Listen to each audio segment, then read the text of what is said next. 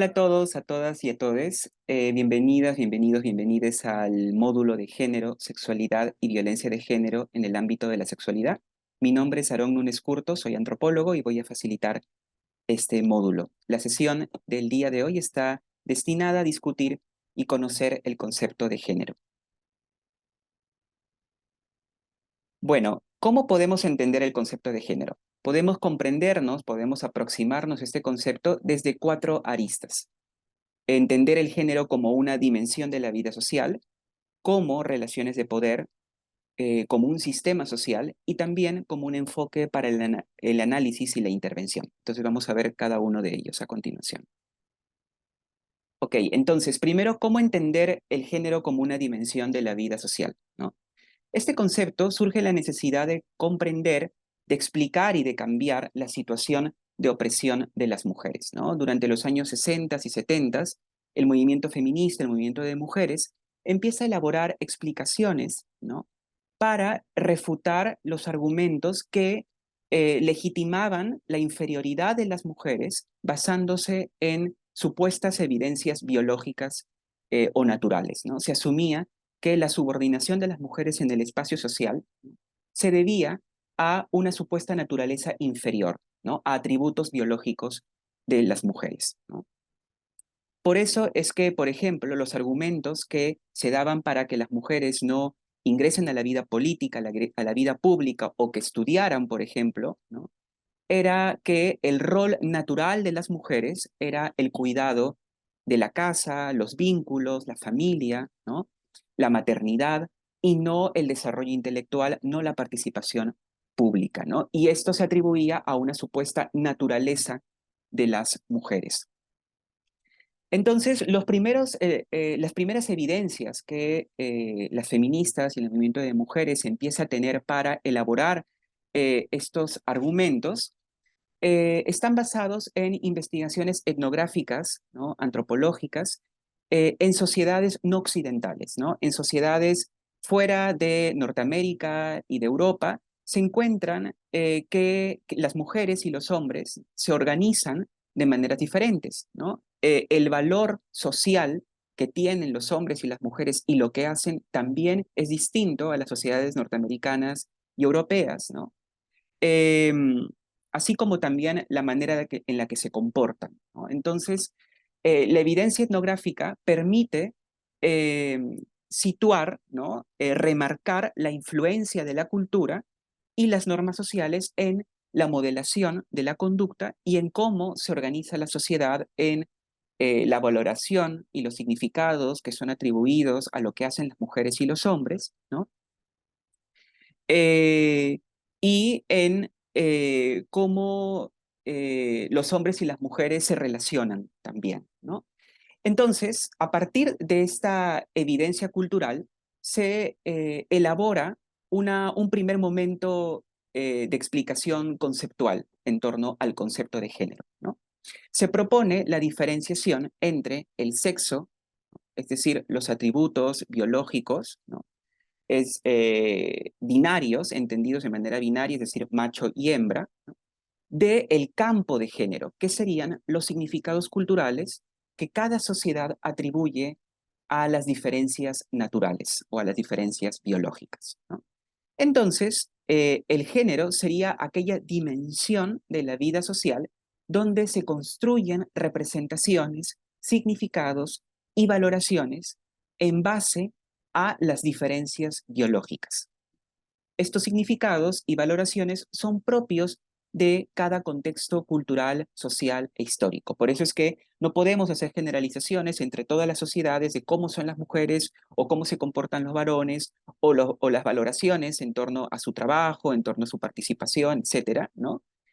Sino que esto depende de la cultura y depende también del momento histórico, ¿no? Entonces, el género surge como un concepto que pone en cuestión, ¿no? A la biología como determinante de los roles sociales y las relaciones de poder. Y esto es crucial, esto es un cambio crucial, porque permite situar la desigualdad en la arena de lo social y de lo cultural, y no del campo biológico que no cambia, ¿cierto? Al situarlo en la arena de lo social, en el campo de lo social y lo cultural, que es cambiante, permite pensar efectivamente en que la desigualdad puede revertirse, en que pueden cambiarse las condiciones de desigualdad entre hombres y mujeres. Otra vertiente de la exploración del concepto de género proviene de la psicología y la psiquiatría en el abordaje de la transexualidad y de la intersexualidad en los años 60 y 70, ¿no? Esto lo vamos a ver más adelante, pero solo para aclararlo desde ya, una persona transexual es una persona que es definida con un sexo al nacer, ¿no? Pero a lo largo de su vida se identifica o se va a identificar con el género opuesto, ¿no? Y en el caso de la intersexualidad, son personas cuyos cuerpos, ¿no? No coinciden con lo estrictamente masculino y femenino. Era lo que antiguamente se llamaba hermafroditismo, ¿no? Eh, entonces, las elaboraciones del concepto de género van a cambiar también, ¿no? A raíz de nuevas evidencias. En un primer momento, como les mencionaba, se realiza esta diferenciación entre el sexo, los atributos de sexo, ¿no? Macho y hembra, ¿no? De el género o la dimensión cultural, histórica, esta dimensión que cambia y que en el que se juega la desigualdad y las relaciones de poder, ¿no? Sin embargo, elaboraciones posteriores también van a mirar, luego van a comenzar a mirar también al sexo, ¿no? Y van a cuestionar la idea de que el sexo solo puede ser entendida de manera binaria, es decir, macho y hembra, ¿no? Y van a proponer explicaciones en torno a que esta concepción binaria del sexo como macho y hembra también depende de ideas culturales y de cambios históricos. Esto lo vamos a ver con más precisión en la tercera sesión.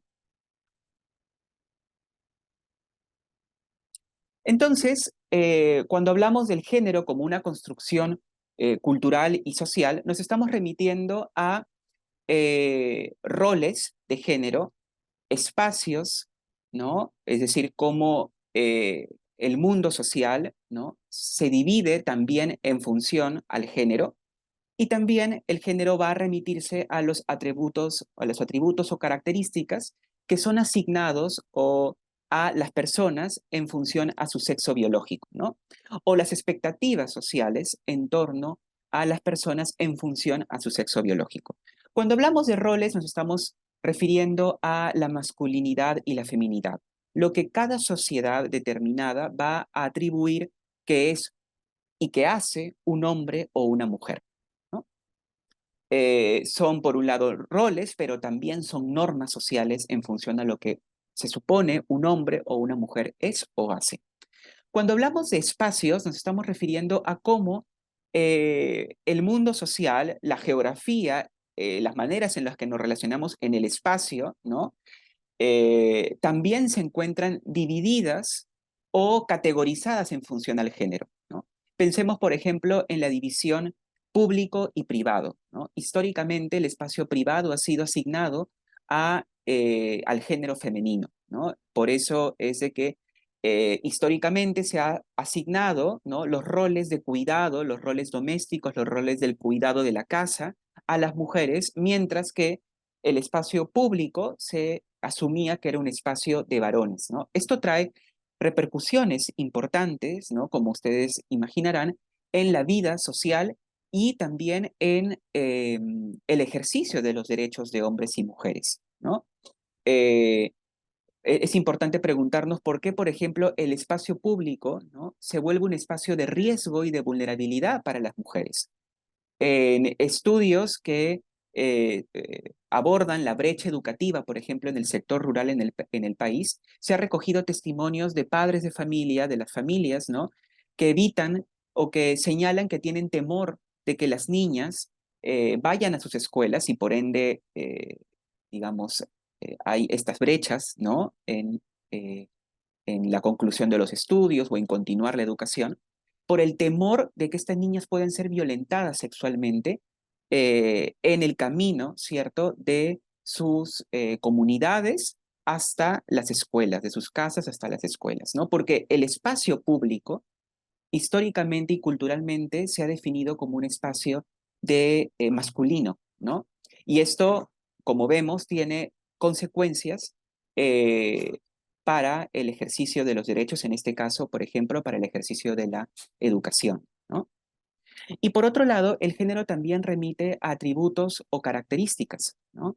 Y esto lo podemos, por ejemplo, identificar en cómo algunas características son asignadas a las mujeres o a los hombres cuando nacen, ¿no? Cuando un hombre o una mujer es asignado, cuando una persona es asignada con un sexo al nacer, ¿no? Ya sea por una ecografía o ya sea cuando nace, ¿no?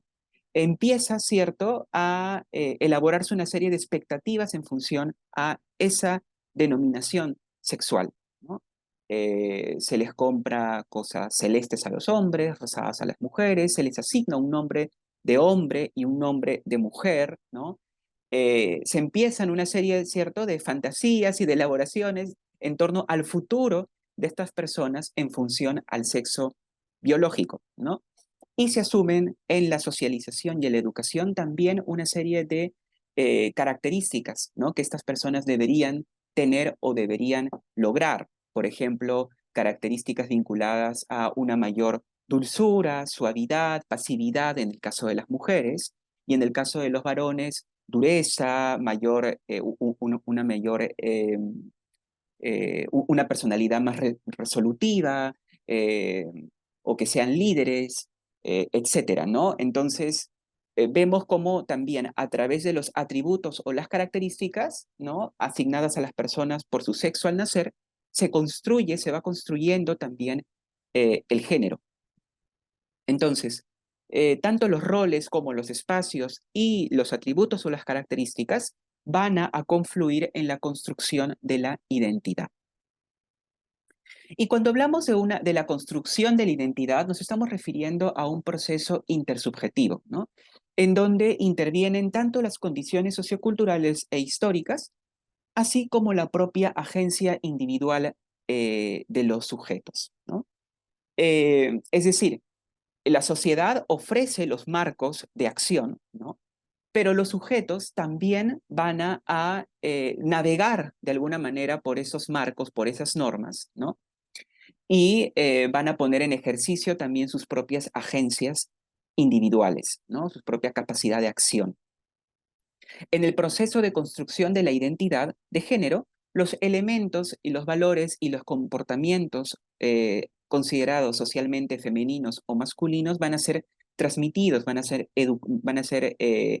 inculcados, ¿no? Y también vigilados.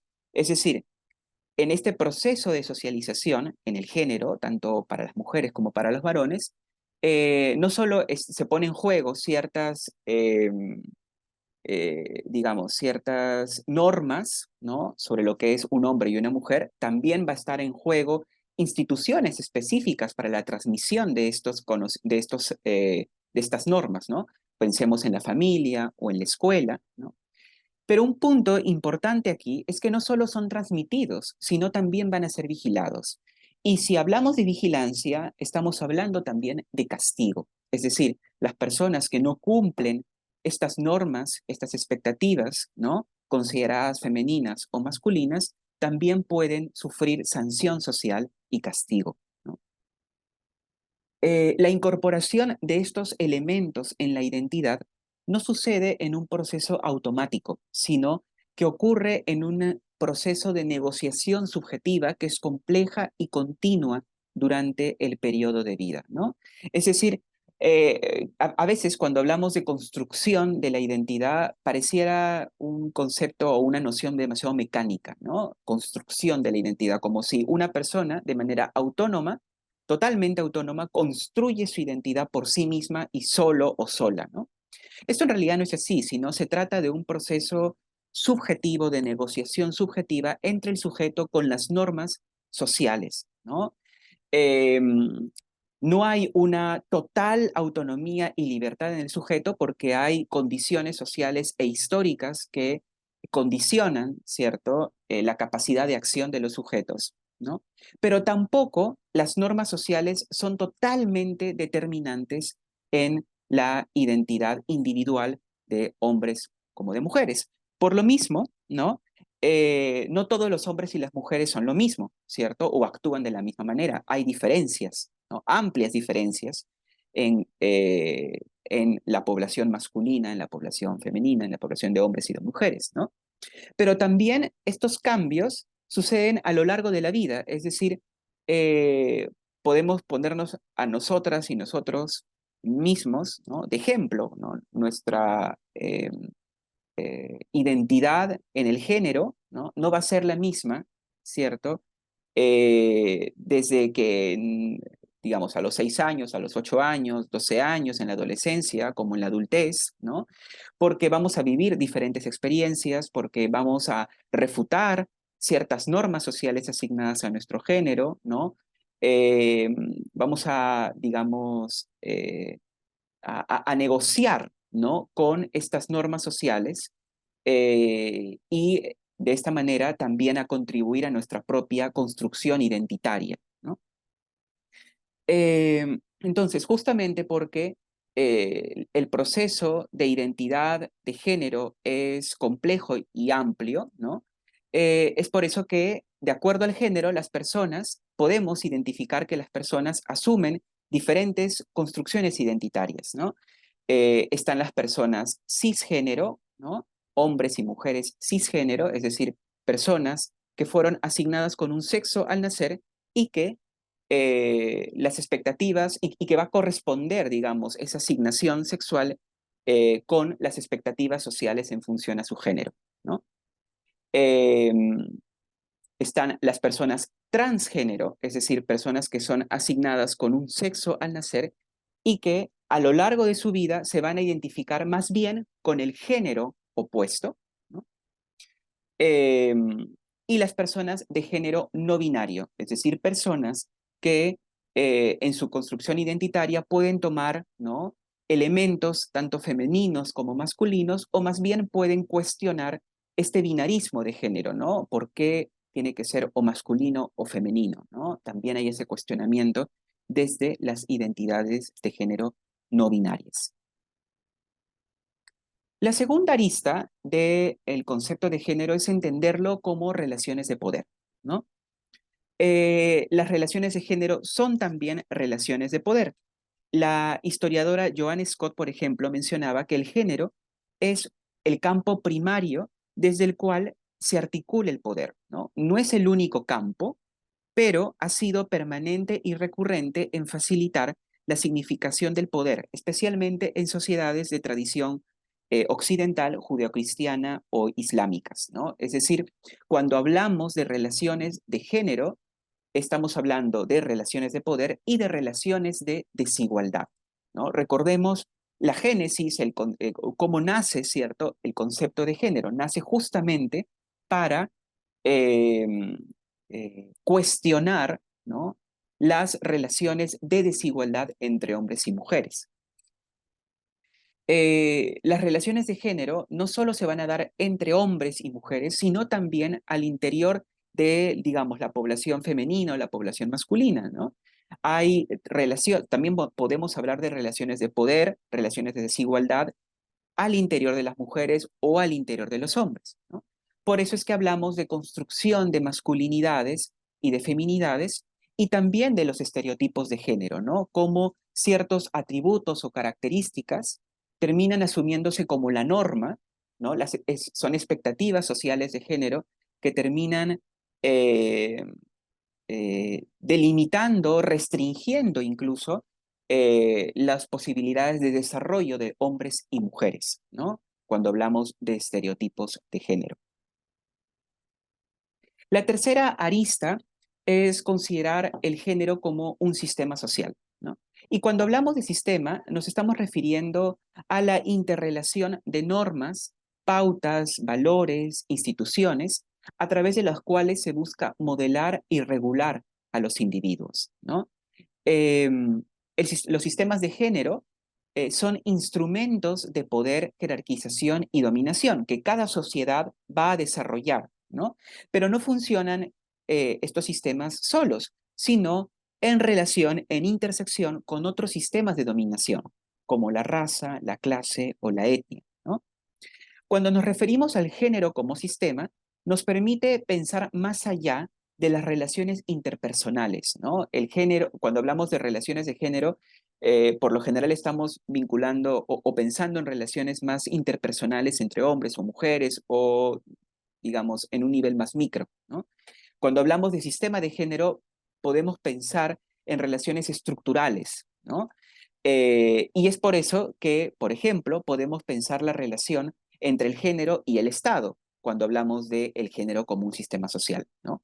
Cómo las concepciones de género pueden influenciar las políticas de Estado y así impedir o limitar el ejercicio de los derechos, ¿no? Podemos hacer un análisis de género de las políticas estatales, de las leyes, ¿no?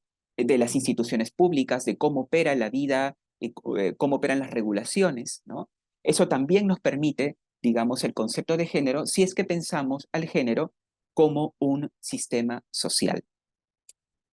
Y esto nos lleva a la última arista, ¿no? Desde la cual podemos comprender el concepto de género, que es el género como un enfoque, tanto para el análisis, pero también para la intervención social.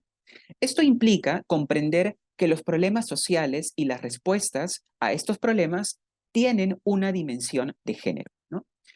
Para ello, se requiere comprender cómo se establecen y reproducen dinámicas de subordinación entre hombres y mujeres y qué podemos hacer para revertir estas relaciones de subordinación o de desigualdad, ¿no?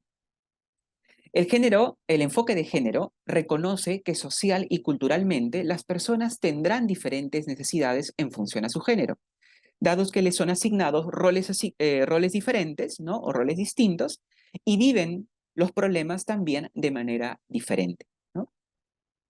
Pensemos, por ejemplo, en la violencia de género como un problema social que vamos a abordar en este curso, ¿no? Cuando hablamos de la violencia de género, eh, estamos, y de acuerdo a la evidencia, ¿no? Podemos identificar que no todas las personas se enfrentan y son víctimas de esta violencia de la misma manera, ¿cierto? Podemos identificar que, por un lado, son las mujeres las que sufren mayor violencia de género, pero también no todas las mujeres lo experimentan de la misma manera, ¿no? Mujeres empobrecidas, mujeres racializadas, ¿no? Mujeres de sectores rurales, van a enfrentar la violencia de género con otros elementos, ¿no? Y si pensamos en términos de edad, también, ¿no? Niñas y adolescentes se enfrentan a la violencia de género también de manera diferente, ¿no? Son otro tipo de vulnerabilidades que se construyen en función a otros ejes, ¿no? Por ejemplo, la edad, la raza, la clase, ¿no? La procedencia étnica, etcétera, ¿no? Justamente por eso es que decimos que el enfoque de género necesita de una perspectiva interseccional, ¿no? Que permita entender estas desigualdades como producto de la confluencia de distintos ejes o sistemas de dominación, ¿no? Cuando hablamos de interseccionalidad, nos estamos refiriendo al hecho de que cada actor social es producido por la imbricación de las relaciones de clase, de género, de raza, de edad, de capacidad, entre otras. También sobre este punto y sobre el enfoque de interseccionalidad lo vamos a ver más adelante cuando discutamos sobre la violencia de género en particular. Bueno, entonces hemos llegado al final de esta sesión. Nos vemos en el próximo video.